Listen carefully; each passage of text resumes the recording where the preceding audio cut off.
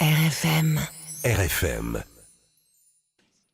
Bonjour, bienvenue sur RFM, Michelangelo Locanté, Diane Dassini, s'il vous plaît, pour Merci. Mozart, l'opéra rock, Bonjour. le concert. Bonjour. Ils sont avec nous pour cette... C'est une journée de promo, c'est une journée marathon pour vous, c'est toujours sympa de rencontrer le public et le public bordelais. Diane. C'est toujours très agréable, surtout que ça fait longtemps qu'on les a pas vus, donc on est très content de faire ces journées promo pour revoir tout le monde. Ça nous fait très plaisir. Michelangelo, juste avant l'enregistrement de cette émission, tu nous disais Bordeaux. Voilà, ça c'est Bordeaux. Qu'est-ce que ça de spécial à Bordeaux? C'est 10 000 choses en même temps, c'est ça qui est bien. C'est-à-dire C'est plein de qualités, c'est plein de gens chouettes, plein de belles filles pour toi, beau garçon, voilà.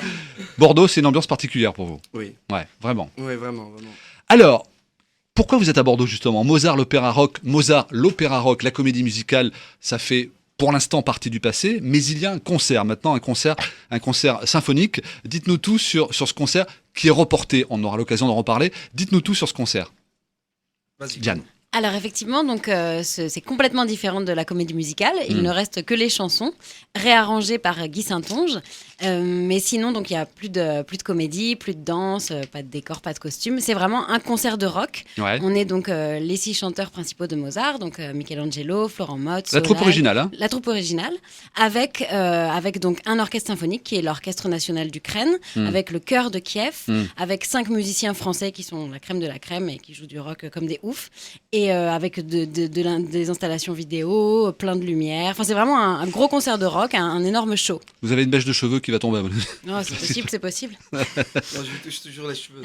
Et toi justement, Michelangelo, qui manie les claviers, la guitare, la batterie, les percussions, tu joues un peu sur scène? Non, Non, non, pas sur ce concert. non, pas sur ce concert. Non, mais non, il y a 60 musiciens, donc non. Mais juste pour le plaisir, pour le fun.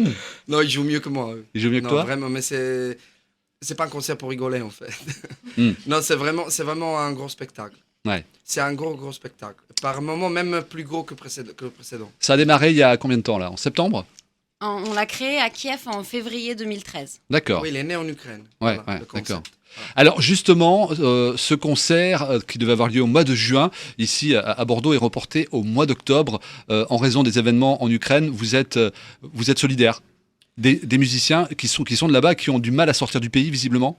Oui, ils peuvent pas actuellement sortir du pays puisqu'il n'y a plus de ministère de l'Intérieur. Et effectivement, on a créé ce spectacle avec eux. On a déjà fait 2 tournées avec eux. C'est impossible qu'on joue sans eux. Enfin, ils font complètement partie intégrante du spectacle. C'est comme si nous, on n'était plus là. Enfin, donc c'est impossible. Et évidemment, enfin, on a des producteurs géniaux pour ça. Donc Vedest, les producteurs franco-russes qui ont créé cette version concert, voilà, qui nous ont fait part de la situation et qui nous ont demandé aussi notre avis. Et voilà, et comme ce sont des gens très humains, ils ont pris cette décision-là en accord avec nous, évidemment. Et on est très fiers aussi de cette décision, de leur montrer qu'on est là, qui est dans un moment qui est très difficile pour eux. On ne va pas en plus leur enlever du travail, ça serait encore plus dur. Donc voilà, on se dit que c'est que quelques mois de plus, mais pour le public, ça ne change rien, puisque les places sont, enfin, les numéros de siège restent les mêmes, les places sont reportables. Donc voilà, ça ne pose pas de problème à ce niveau-là. Et donc on sera à Bordeaux le 14 octobre à 20h. Et dans le public ici, vous serez là vous aussi, hein? Tout le monde sera là. Bon, il n'y a pas de souci. Mais donc voilà, alors pour qui a acheté les places, nous on s'excuse vraiment d'avoir reporté le concert. Par contre, vraiment, c'est des choix humains. C'est-à-dire, mais même les familles ne peuvent pas laisser. Ouais. Un musicien ne peut pas laisser sa famille pendant que les gens se tirent dessus dans Bien un sûr, pays. Donc ça- c'est pas possible. C'est d'une logique implacable. Voilà, donc voilà. Donc en plus, c'est des causes de force majeures. Il faut prendre des décisions courageuses parfois quand c'est des histoires comme ça. Ouais. Et donc voilà, nous on est fiers de ça, Ouais. voilà, de cette décision. Voilà, même si ça nous. Moi par exemple, ça me laisse sans boulot jusqu'en octobre. Mais par contre, je suis fier de ça, vraiment. RFM. RFM. On va reparler bien évidemment de Mozart, l'opéra rock, le concert. Quelques mots encore sur Mozart, l'opéra rock, la comédie musicale. Ça a duré quoi? 3-4 ans? 2 ans sur scène, 2 ans. 2 ans, 2 ans. 2 ans dates. de tournées intenses qui sont passées par Bordeaux. Quels souvenirs vous gardez de cette tournée? Quels sont les souvenirs les plus marquants, Michelangelo? Il y en a tellement, je présume. Oui, il y en a trop. Parce que c'est plus ou moins 400 dates. Ouais. Donc voilà.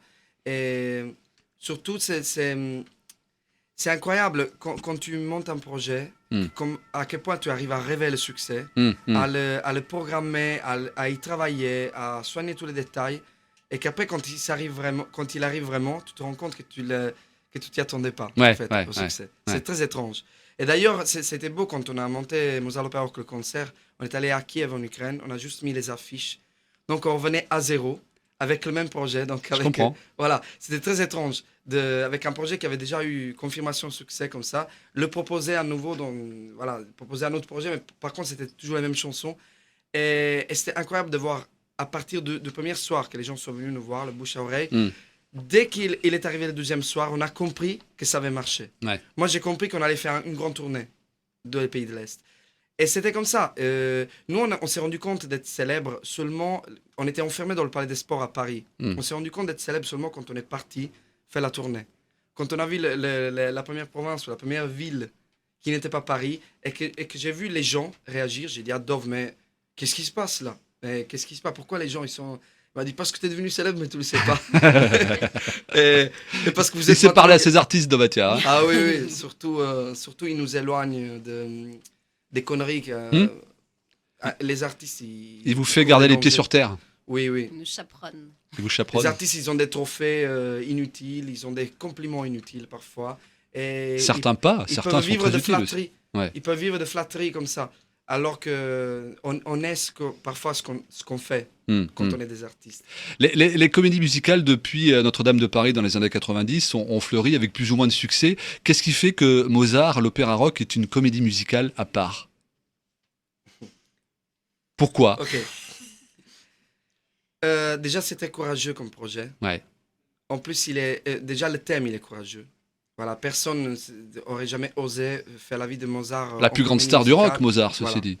Exact. Voilà. Mozart, c'est un mec incompris, encore aujourd'hui, qui a vécu comme une rockstar. Donc, c'était important aujourd'hui proposer, dans un monde où tout devient pourri, vendu, comme ça, proposer en fait le gros succès qui a été alternative, c'est-à-dire qui a été libre. Ouais.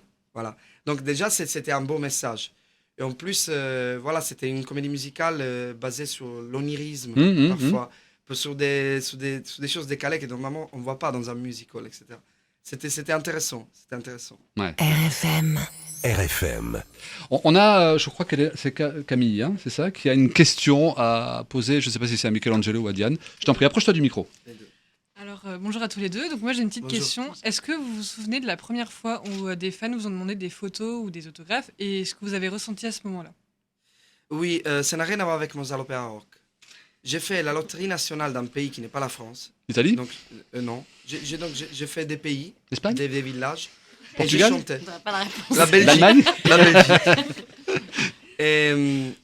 Et j'étais avec des chanteurs, donc j'ai chanté. Et un jour, il y a une fille qui s'appelle Delphine, qui est arrivée avec un nounours. Ah ouais. Et qui m'a donné un nounours. Et qu'elle a presque pleuré. Et j'ai dit, pourquoi? Enfin, c'est bizarre. Et après, il m'a expliqué, une dame qui était avec moi, elle a dit, c'est ta première fan. Et donc, on a fait une photo que j'ai encore. Et là, ça m'a fait étrange. Et je me suis dit, peut-être que ça va commencer comme ça et ça va terminer avec beaucoup de monde qui vont me donner un nounours, etc. Et j'ai reçu beaucoup de nounours. Et maintenant, vous avez monté votre magasin de nounours. Donc. Non, je les ai donnés à des enfants qui ne pouvaient pas se le permettre. Les enfants, ça c'est une cause qui... on va se tutoyer, Michelangelo, depuis le temps qu'on se connaît. On se connaît depuis au moins 10 minutes maintenant. Non, mais avant, on se tutoyait quand on s'est vu la dernière fois, donc c'est cool. Les enfants, c'est une cause qui te touche particulièrement. Oui. Pourquoi? Parce que j'étais un enfant incompris. C'est vrai? Ouais. Oui, allonge-toi sur le canapé, raconte-nous ton enfance. Non, j'étais un enfant incompris. Quand j'étais... C'est pour ça, d'ailleurs, le spectacle. Je me suis mis à faire le spectacle parce que les gens me faisaient des compliments et ils m'acceptaient comme ça. Mais effectivement, ils ont toujours détourné mes intentions, mon comportement. Ils ont toujours cru qu'à chaque fois que je faisais quelque chose, c'était pour autre chose. Et donc, les adultes, ils m'ont mal interprété et je ne leur ai pas pardonné. Voilà. Et donc, c'est là qu'a commencé la bataille de Peter Pan contre les adultes. Et d'ailleurs, je ne pense pas encore avoir grandi. Voilà. Diane et Michelangelo, vous avez un point commun tous les deux, c'est que ce côté artiste, vous êtes tombés dedans lorsque vous étiez tout jeune. Vous avez fait le conservatoire, je crois? Oui, j'ai fait le conservatoire de musique et de danse. Piano, violon, danse, claquettes. Ouais, je faisais un peu de tout. Escrime. C'est vrai ? Chorale. Je faisais... ouais. Et vous avez un autre point commun, c'est que vous avez participé tous les deux à des comédies musicales, à des projets de comédies musicales qui n'ont pas vu le jour. Oui, comme ça arrive souvent. Vous, c'était d'après un album de Daniel Balavoine, je les crois. aventures de Simon et Gunther Stein. Et Michelangelo, c'était une comédie musicale de Claude Barzotti, c'est ça ? Claude Barzotti était en train de monter avec un gros ingénieur du son qui s'appelle Bernard Destardi, qui enregistrait tous les plus gros tubes de Claude François, Dalida, voilà. Et ça m'a permis de connaître des gens dans le studio, de comprendre la musique. Mais je parlais pas français à l'époque. Hein. Ouais. Donc Barzotti communiquait avec moi en italien. Et voilà, j'étais arrivé à Paris, je savais même pas dire bonjour. Mais j'ai chanté en français.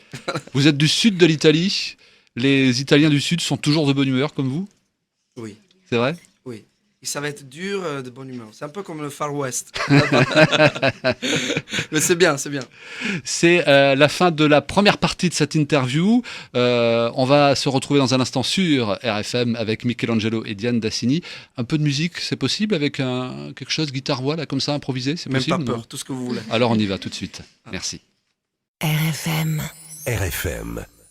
Toujours sur RFM Bordeaux, Michelangelo Locante et Diane Dassini pour Mozart l'Opéra Rock, le concert, qu'on va applaudir si vous voulez bien. Merci pour eux. Merci. En public, s'il vous plaît, ici dans les studios bordelais d'RFM, un petit duo guitare-voix, même pas peur, m'a dit Michelangelo Locante. On y va, c'est maintenant, c'est parti sur RFM.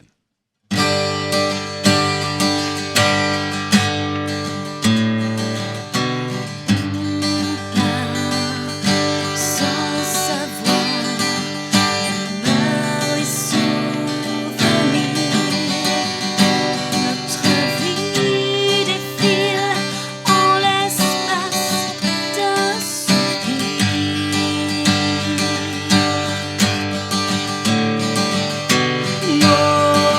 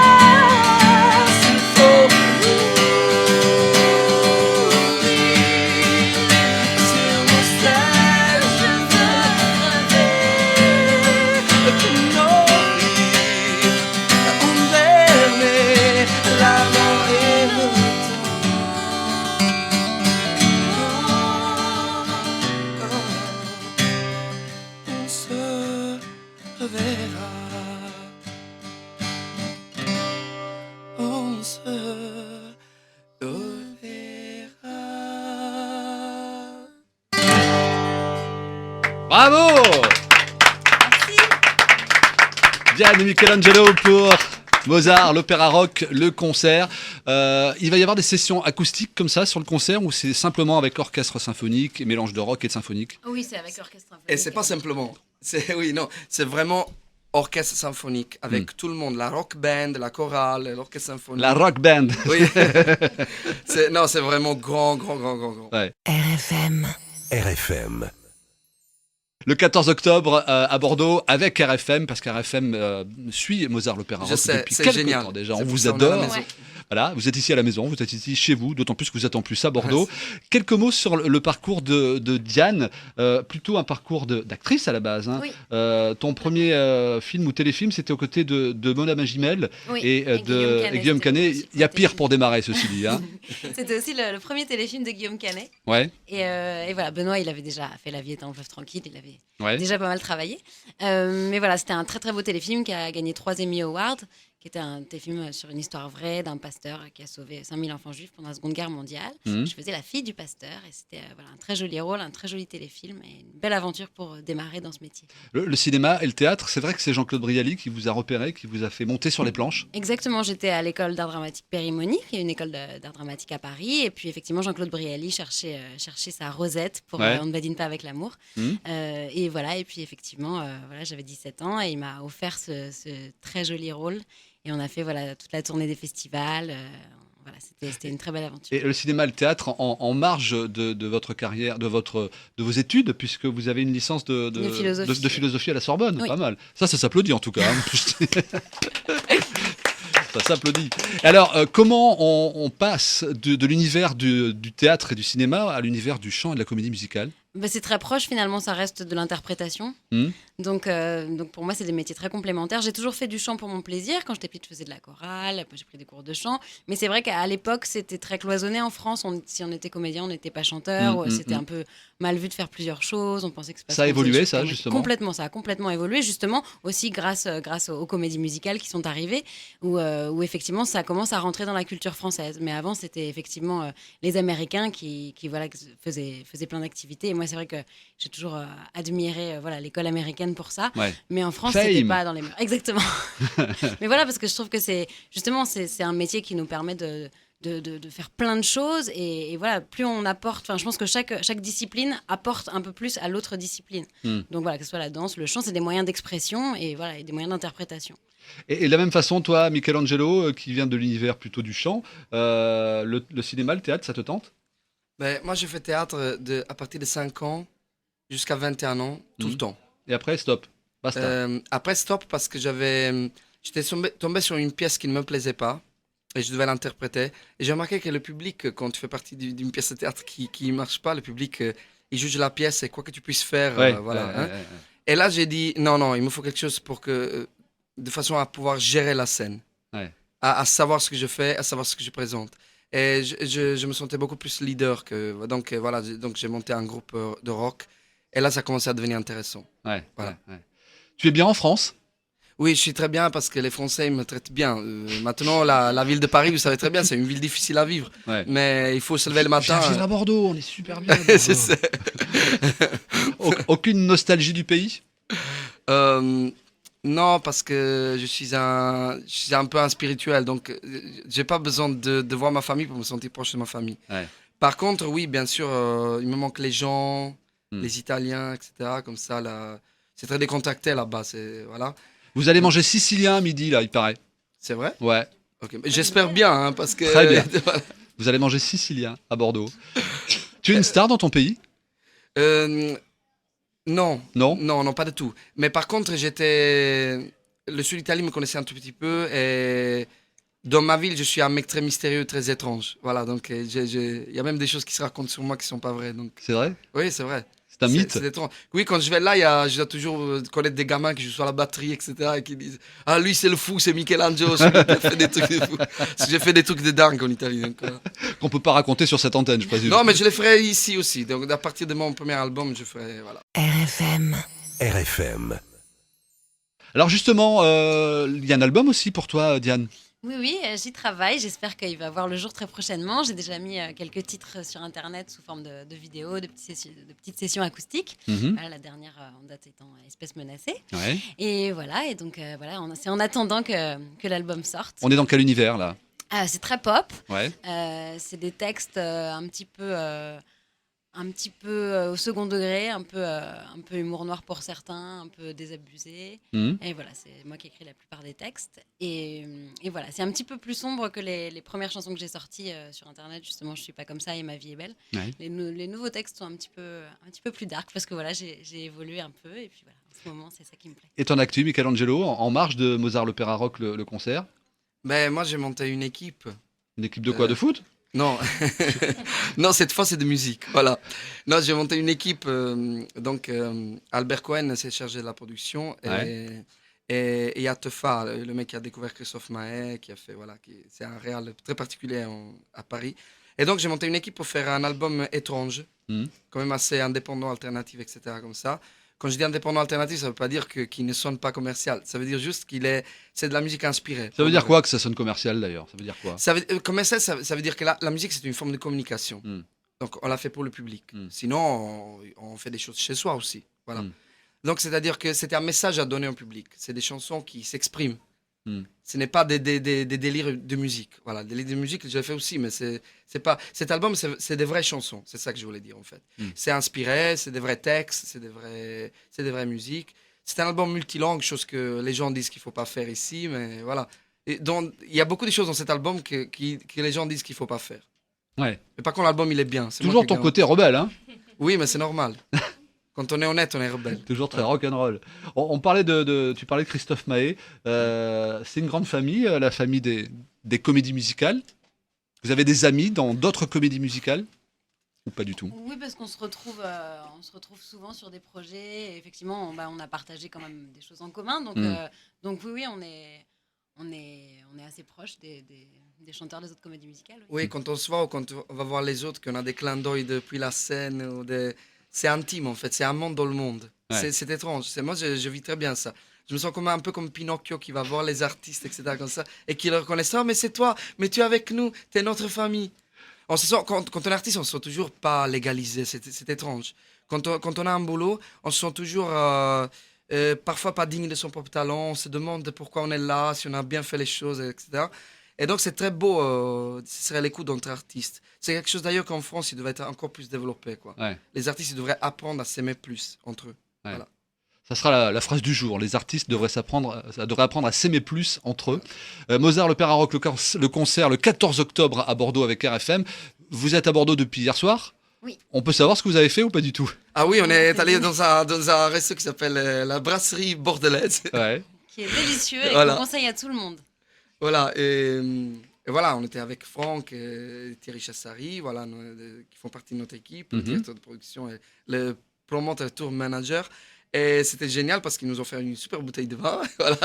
Et on a mangé de la viande incroyable, donc c'était super, vraiment super. La tournée des radios, la tournée des télés, des showcases, ces tournées promo, ces marathons, ça reste toujours des exercices agréables pour vous? Oui, puisqu'on est toujours très bien reçus, on a toujours des interviews intéressantes. N'est-ce pas qu'ils sont bien reçus ici? Oui. Hein? Ouais. Bah oui. Et puis voilà, et puis on revoit des gens qu'on n'a pas vus depuis longtemps, donc c'est toujours des très bons moments. Merci mille fois d'être venu, Michelangelo Locante et Diane Dassini pour Mozart l'Opéra Rock, le concert, le 14 octobre avec RFM à Bordeaux. Vous revenez quand vous voulez. Les croissants vous attendent. Vous, c'est le thé, hein, je crois, c'est ça. Hein? Oui, c'est le thé. Voilà. Merci, à très vite. Je suis fier de notre coalition. Merci RFM. Merci, à bientôt. Au revoir. RFM. RFM.